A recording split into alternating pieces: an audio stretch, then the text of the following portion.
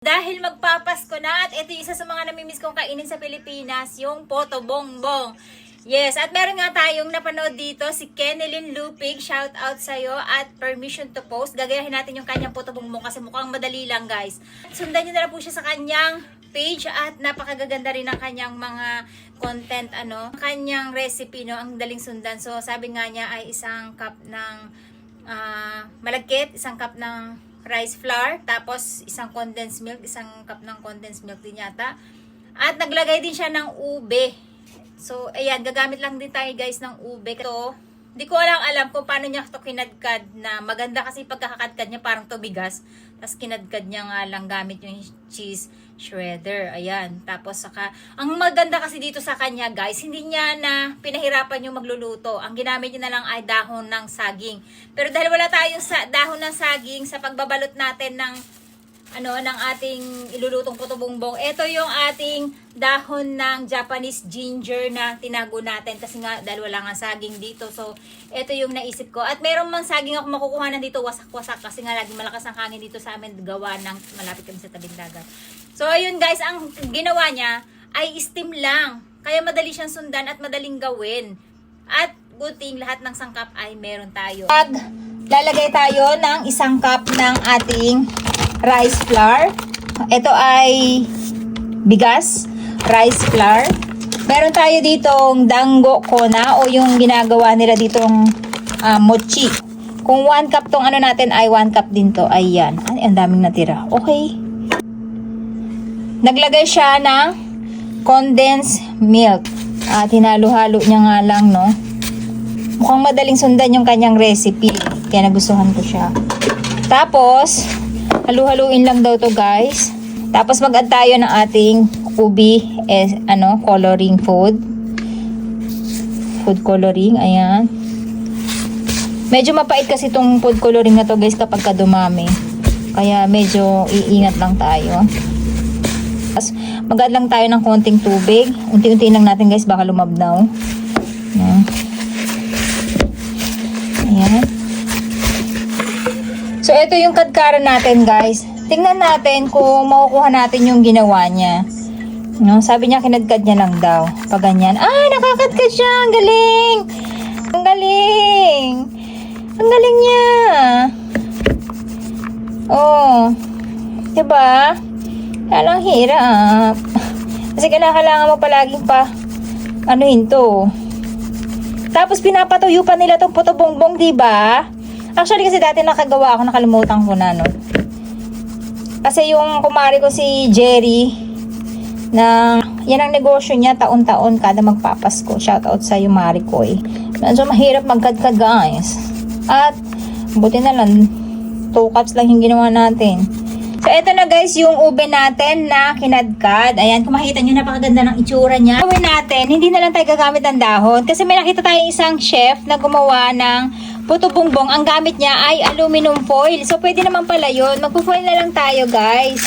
Tapos, ang ginawa niya ay sinip niya lang ng ganito. Ayan, pang Poto Bongbong na shape. Tapos, ginanyan niya lang, guys. Ginanyan niya lang. So, ang gagawin natin, papahiran lang natin to ng margarine. Actually, ang asawa ko ayaw talaga ng margarine. Pero since margarine yung ginagamit sa paggawa ng Poto Bongbong, ay okay na to. Ayan. Although, mas mura talaga yung margarine kaysa sa butter. So, nilalagyan na ito para hindi dumikit yung ating Poto Bongbong. Ayan. Atin guys, tingnan nyo, violet na violet. At ewan ko kung bakit blue dito sa video natin, pero violet siya sa personal. So, ayan guys. Tapos, anuhin lang natin. Kontrolin lang natin yung kanyang magiging shape. After natin mabilot yung ating Poto Bongbong, ay ilalagay na natin siya dito. Tapos, tatakpan lang natin. At hihintayin natin siya na ma-steam sa loob ng 10 minutes. Sisilipin na natin. Diyan! Di pa rin luto. Mukha pa rin siyang makunat. Na guys, yung ating Poto Bongbong. Ito yung nasa ilalim yata at titikman na natin. Itong nasa ibabaw ay kasasalang lang natin. Kasi yung una kong ginawa guys, hindi ko siya tinakpan. Kaya nakita nyo to, meron takip. Kasi hindi siya lumalambot. Kumbaga, may condense siya, hindi siya nag-a-absorb ng tubig. At ayan na nga, ngayon malambot na siya. Kami tayo na to. Hoping yung makuha natin guys ay mayroong butter. Kasi meron akong isa dito na hindi ko nalagyan ng margarine. Mukha siyang masarap guys. Wow, natanggal natin yung ano niya. Oh. Wow. Wow, sarap na itsura niya guys. Tapos papahiran daw ng butter sa habang mainit. Hindi pala butter, margarine. Ayan, habang mainit siya, papahiran ng margarine. Okay. Dapat damihan tong margarine, 'di ba? Mas masarap to kung ano, mabatter siya. Saka natin daw lalagyan ng asukal. Ayan. Wala na, magtiyaga na tayo diyan. Tapos saka daw lalagyan ng nyog. Ayan yung nyog natin, guys. Na pinalambot natin. Ito yung nyog natin na matigas.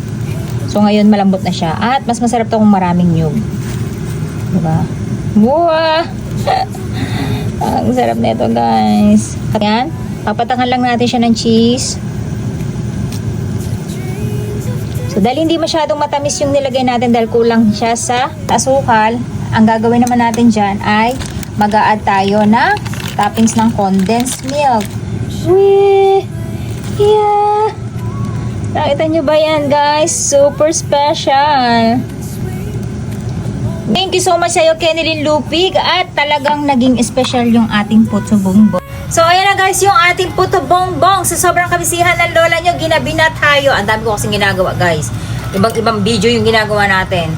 At nakatulog na nga yung lola nyo kasi sobrang nasakit ng mata ko. Kaya pinahinga na naman ang lola nyo. Pero dahil sa puto bongbong na ito, ayan, napakaganda niya. Itadakimasu. At thank you nga pala kay Kenilyn Lupig sa iyong recipe. At thank you din kay Team Jaes in Japan. Thank you so much sa iyo, nak. Napakabait guys, binigyan tayo ng pananim na dragon fruit. Ang tagal ko na actually nagtanim ako ng from buto. Tapos napabayaan ko, hindi masyadong naglakihan. At natuyot na nga lang sila. Itadakimasu guys!